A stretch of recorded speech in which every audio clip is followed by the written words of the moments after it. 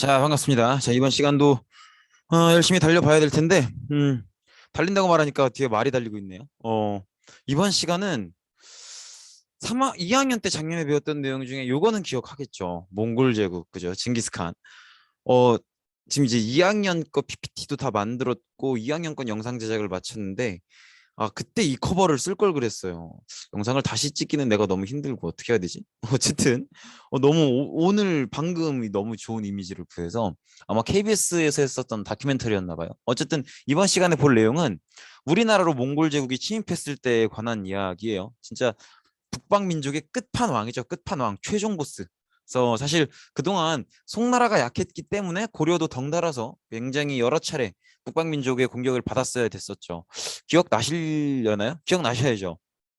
일단 맨 처음에 거란족의 공격을 좀 세게 받았었죠. 그래서 이제 광군이라는 특수부대도 마련을 했었지만 이제 1차, 2차, 3차에 거쳐서 거란의 공격도 받았었죠. 그래서 1차 때 서희 협상에서 강동육주 얻어내고, 그다음에 2차 때 개경까지 함락당하지만 양규가 이렇게 활약을 해주고, 그다음에 3차 때는 강감찬 장군이 귀주대첩에서 이렇게 활약을 하고, 그리고 다 물러나게 하고 난 다음에 이제 수도 근처에 나성, 그리고 국경에 천리장성, 이런 방어를 위한 성벽을 쌓게 되죠. 뭐 그런 것들도 기억이 나실 거고, 그다음에 좀 시간이 흐르니까 이제 여진족이 난리죠. 그래서 여진족이 또 자꾸 국경 지역에서 이렇게 막 침략해 들어오고 공격해 들어오고, 이걸 막기 위해서 윤관이 몇 차례 나서게 되는데 번번이 지고 들어오죠. 그러면서 윤관이 하는 얘기가, 우리도 기병이 필요하다. 보병만으로는 저 친구들 말 타는 친구라서 상대할 수가 없다. 이런 얘기를 하면서 여진을 막기 위한 특수부대를 만들 걸 제안을 하죠. 그렇게 만들어진 게 기병 중심으로 만들어진 별무반이었죠. 그리고 이제 별무반을 데리고 가서 여진을 정벌해서 동북구성을 얻어내죠. 하지만 동북구성 갖고 있어봐야 별 이득도 없고, 여진 애들도 자꾸 달라고 하고, 그래서 얼마 안 지나서 주게 되죠. 그리고 여진은 결국 세력을 강화해서 통일에 성공하고 금나라가 된 뒤에 고려의 군신 관계를 요구하죠. 근데 그때 이제 정권을 장악하고 있었던 인종의 외할아버지이자 장인인 이자겸이 이 군신 관계를 다른 신하들이랑 의견 교환도 없이 그냥 동의해 버리죠. 그래서 이런 북방민족들과의 여러 가지 기억들이 있는데, 음, 거란이 난이도 1이라면 여진이 난이도 3 정도 되고, 그렇게 따지면 몽골은 난이도 한 540에서 840 정도 될 것 같네요. 인류 역사상 가장 넓은 영토를 자랑했고, 또 거의 패전의 기록이 없어요. 그리고 이 몽골은 이 본수업 들어가기 전에 그냥 지나가듯이 하는 얘기인데, 조금 제정신이 아닌 놈들인 게, 음, 징기스칸의 원래 계획에 따르면 몽골이 이제 원나라에서 전 중국의 영토를 차지하잖아요. 근데 원래 징기스칸의 계획은 중국 전 영토를 이제 정복하는데, 그거를 정복하고 나서 중국인들을 통치하는 게 아니라 다 죽여버리려 그랬다 그래요. 그리고 그 중국 땅을 전부 다 초원지대로 만들려고 했다고 해요. 그러니까 어마무시하죠. 그리고 실제로 뭐 정확한 계산인지 모르겠습니다만, 뭐 징기스칸에 의해서 학살당한 인구가 한 4천만 명 된다고 하죠. 근데 실제로도 이게 기록들을 보면 징기스칸이 정복했던 지역들을 보면 상당한 어떤 규모의 학살이 늘 따라오기는 해요. 그러니까 우리도 그런 어마무시한 군대를 맞아서 굉장히 위기 상황에 놓여 있었던 시기죠. 근데 지금 요거를 감각을 가지고 가셔야 돼요. 지금 요걸 배우는 시점 직전이 무신 정권이었고, 무신 정권 끝났다는 얘기를 제가 안 했어요. 요거를 중요하게 생각하셔야 돼요. 지난 수업 우리 생각해 보면 무신 정권이 생기고 나서, 그다음에 최씨 정권 들어와서 뭐 교정도감, 도방, 그다음에 뭐 정방, 서방, 삼별초 이런 거 조직되고, 그리고 농민 반란 여러 가지, 뭐 조이총의 난, 망이망소의 난, 만적의 난, 뭐 이런 거, 김삼이 후심의 난, 이런 거 말씀드리고, 그리고 끝났어요. 무슨 얘기냐면, 아직 우리는 무신 정권이 끝나는 걸 못 배웠다는 얘기예요. 그리고 지금 몽골의 침입을 배우고 있어요. 이게 뭘 의미하는 건지 잘 생각하셔야 돼요. 이해되시겠죠? 자, 일단 몽골입니다. 몽골이고, 아까 말씀드린 것처럼 아주 그냥 어마어마합니다. 영토가 그냥, 이게 그냥 지도로 보면은 넓네, 장난 아니네, 이렇게 생각이 되는데, 우리나라 영토랑 비교해서 한번 생각해 보시면, 지금 이 전체 영토에 우리나라 영토가 몇 개 들어갈지 한번 생각해 보세요. 이렇게 퍼즐처럼 껴 넣는다고 생각하면 셀 수도 없죠. 그래서 정말 미친 듯이 영토를 점령하고 다녀서 지금 독일까지도 점령을 했었던 그런 어마어마한 나라입니다. 어쨌든 그렇고, 그 중에 이제 이렇게 화살표 보이시죠? 고려로도 공격해 들어오는 거. 근데 이 지도를 잘 보셔야 되는 게 이렇게 들어왔지만 어쨌든 고려 앞전에서 영토 라인이 끊기고 있죠. 이건 뭘 의미하냐면 어쨌든 고려가 몽골한테 정복당하지는 않았다는 거예요. 그러니까 고려 땅을 몽골이 집어삼키지 않았다는 거고 고려라는 국가가 몽골에 의해서 멸망한 건 아니라는 거. 그거를 꼭 생각을 하셔야 돼요. 이 지도에서 의미하는 게 그거예요. 지금 한국사 안에서는 일단은 고려라는 나라가 몽골한테 침략을 당했지만 정복당해서 멸망당한 건 아니라는 거. 그걸 꼭 생각을 해 두셔야 됩니다. 하나하나 한번 천천히 보도록 합시다. 벌써 5분이 지났네요. 자, 배경을 보면 13세기 초에 그러니까 1200년대 초죠. 1200년대 초에 칭기스칸이 몽골족을 통일을 하고요. 이건 알고 계신 내용일 것 같아요. 그리고 금나라랑 충돌을 해서 다 발라먹죠. 그래서 금나라랑 싸워서 이기는데 이때 이제 금나라의 지배를 받고 있었던 거란이 몽골족한테 쫓겨서 거란이란다. 고려로 들어오게 됩니다. 그래서 이제 고려 안에 들어온 거란을 고려와 몽골이 공동 공격을 하게 돼요. 우리나라 입장에서는 어쨌든 뭐 거란이 어떤 이유로 들어왔든 거란이 우리나라에 갑자기 들어온 거니까 물리쳐야 되는 상황이었고 몽골은 거란을 쫓아온 거니까 또 공격을 해야 되는 상황이었고 그래서 고려로 들어온 거란을 몽골과 연합해서 이제 공격했던 게 우리와 몽골의 첫 만남이에요. 그래서 서경군의 강동성에서 같이 물리쳤다 이렇게 되어 있는데 이런 거보다는 어쨌든 거란이 우리나라로 갑자기 몽골에 쫓겨서 들어왔고 그래서 이 거란을 같이 몽골과 공격했던 게 몽골과의 첫 만남이다. 이렇게 자꾸 이렇게 용어가 헷갈리네요. 그래서 이렇게 거란이 몽골을 피해서 도망쳐 들어오고 그리고 우리랑 몽골이 같이 거란을 공격했던 게 우리와 몽골이 만난 첫 만남이다. 이렇게 보시면 되겠죠. 그래서 이걸 계기로 고려랑 몽골이 처음으로 공식 외교 관계를 체결하게 되고요. 그리고 이 이후에 이제 몽골은 뭐 고려는 눈에 보이지도 않죠. 엄청나게 자기들이 훨씬 더 세다고 생각을 하니까. 그래서 고려한테 막대한 여러 가지 이것저것 갖다 바쳐라. 이런 식으로 공물을 요구하게 됩니다. 근데 이거에 대해서 이제 고려의 불만이 굉장히 커지는 거죠. 워낙 요구한 게 너무 많기도 했고 결정적으로 공여를 요구해요. 그래서 막 여자를 갖다 바쳐라, 이렇게 사람을 갖다 바치라 그러니까. 그래서 고려의 불만이 굉장히 커져 있는 상황이었고 그 와중에 고려에 왔다가 돌아가고 있었던 몽골의 사신 저고여라고 하는 사신이 살해당하는 사건이 생겨요. 근데 사신은요, 사실 그 나라 총 가장 높은 지배자, 왕이면 왕, 황제면 황제, 그 사람을 대표해서 오는 거거든요. 그러니까 사실 거의 거기에 준하는 대우를 해줘야 맞아요. 근데 죽어버렸으니까. 근데 사실 저고여가 고려에 의해서 살해당했는지는 좀 의문이 있어요. 근데 어쨌든 몽골 입장에선 고려로 보냈던 자기네들 사신이 시체가 돼서 돌아온 거죠. 그러니까 몽골 입장에선 고려를 공격하기에 충분한 명분이 있었고 사실 이거 아니었어도 그동안의 어떤 몽골의 정복 어떤 기세로 봐서는 우리나라도 정복하는 게 당연했겠죠. 어쨌든 몽골이 이런 과정으로 고려를 침입하게 됩니다. 고려를 침입해 들어오게 되고요.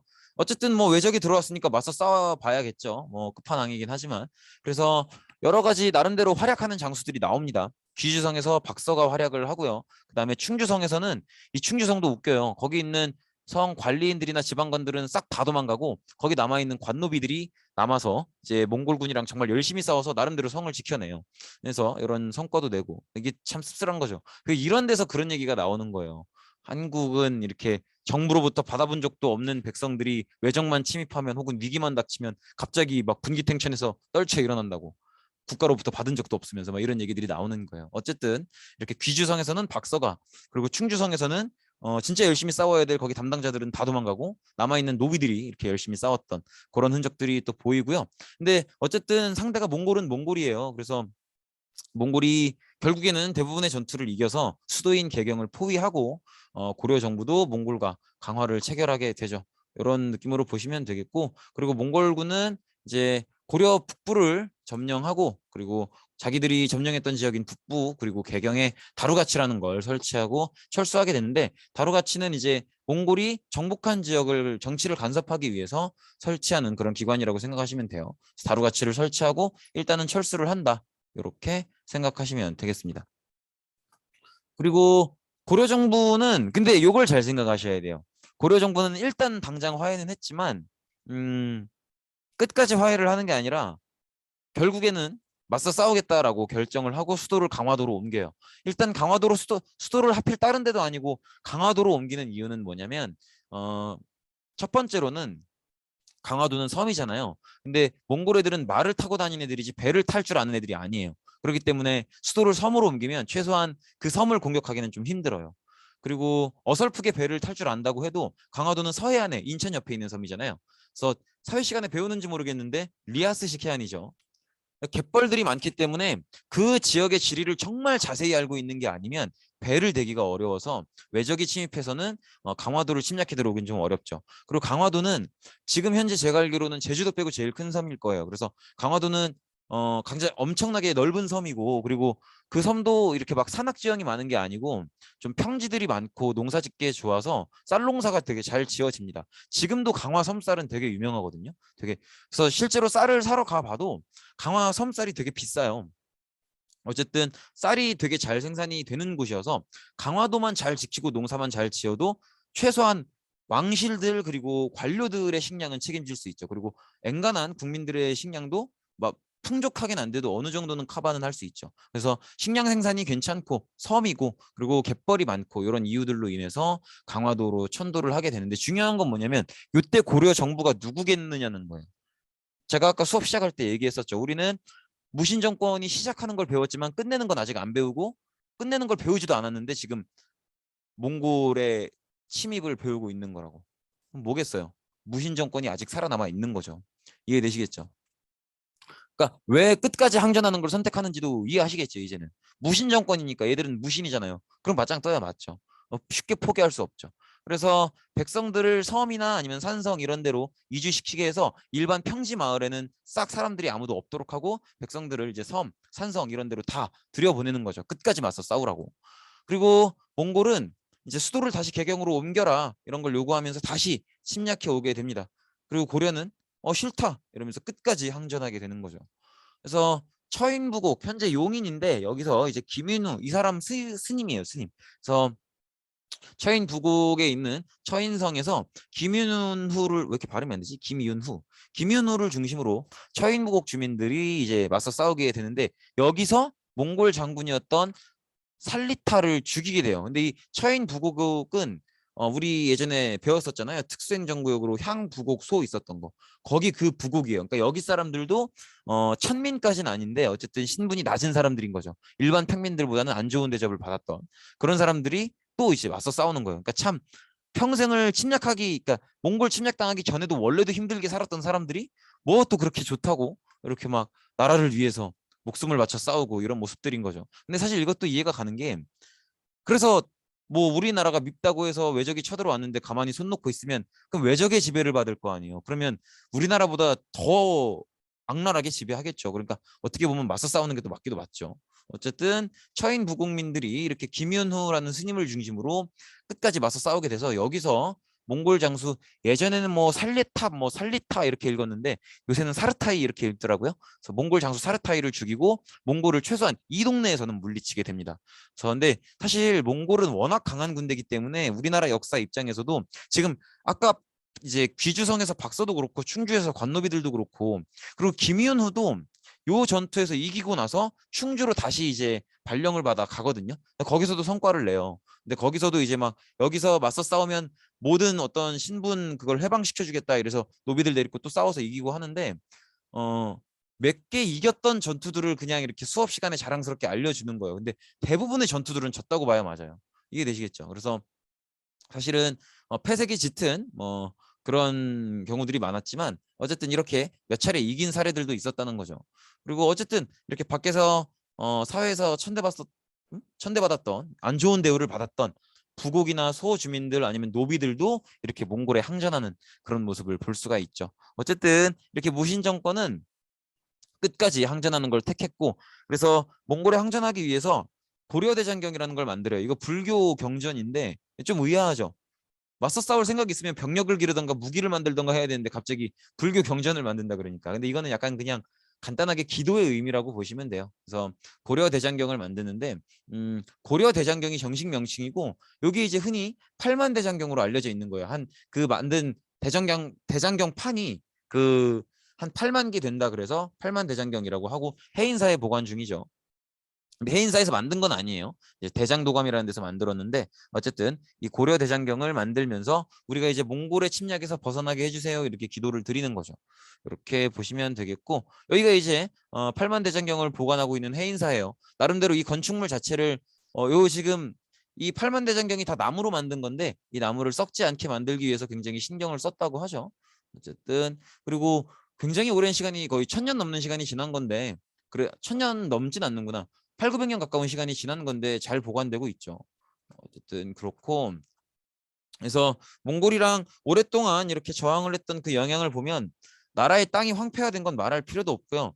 예전에 작년에 이런 얘기를 했던 것 같은데 대부분들이 농민이잖아요. 근데 농사를 짓는 땅이라고 하는 게 사실 땅이 뭐 우리 농사 지으라고 있는 존재는 아니잖아요. 우리가 그냥 그렇게 쓰는 거지. 그래서 땅은 한번 농사를 지을 것 같으면 꾸준히 농사를 짓고 관리해주고 끊임없이 관리를 해야 농사를 지을 수 있는 거지.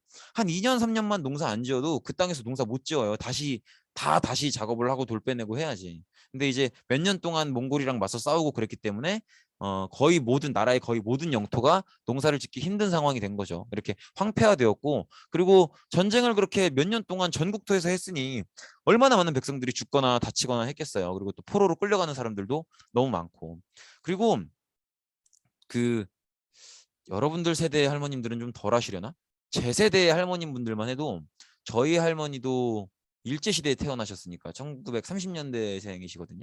그러니까 근데 그때만 해도 막 이제 14살, 15살 심하면 그리고 안 심해도 18, 19에 결혼하시는 분들이 되게 많아요. 근데 왜 그렇게 일찍 결혼하는 풍습이 생긴 거냐면 요때 생긴 게 커요. 그러니까 왜냐면 어 결혼 안 한 여자는 아무리 나이가 어려도 몽골이 다 데려가니까 그러니까 이제 웬만하면 조금 여자의 어떤 뭐랄까 그 2차 성징을 어느 정도 심지어 2차 성징이 다 안 왔더라도 그냥 일찍 일찍 바로바로 결혼시켜버리는 거예요. 왜냐면 결혼 안 시키면 끌려갈 게 뻔하니까 나름대로 그게 이제 어쩔 수 없는 상황에서 자식을 사랑하는 방법이었던 거예요. 그렇게 일찍 결혼시키는 게 그러니까 결혼 안 시키면은 처녀인 거 알면 몽골이 데려가니까 그래서 이런 부분들 이렇게 막 강제로 포로로 끌려가고 죽거나 다치고 이런 경우들이 굉장히 많이 생긴 거죠.